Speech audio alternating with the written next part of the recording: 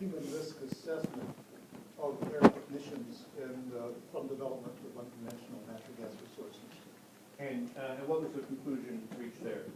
Well, the conclusion was that that the chemicals in the air are likely, this is not a health study, this is a risk assessment.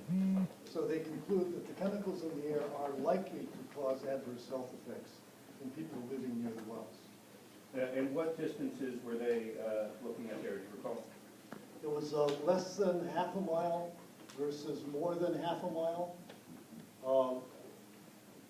And they developed what they call hazard indexes, which is a standard risk assessment tool to get some quantification of how hazardous the exposures are likely to be.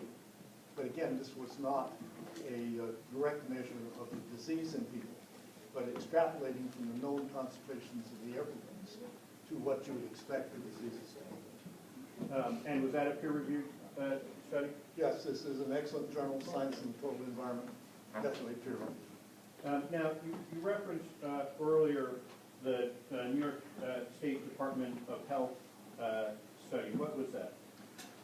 Well, whether or not to allow fracking in New York State has been a very divisive issue for several years. And the governor had not approved any fracking in New York State, dependent on a report originally coming from the Department of Environmental Conservation, but then passed the buck to the Department of Health. So this report was released in December, along with a decision by Governor Andrew Cuomo that fracking would not be allowed in New York State. And that was based on a review of the literature, much of which I've covered. I wasn't involved in preparation of this report, but I know it very well. And the conclusion was, and perhaps most eloquently stated by our Commissioner of Health when he announced, when he introduced the report, saying, I would not want my family living near these well sites.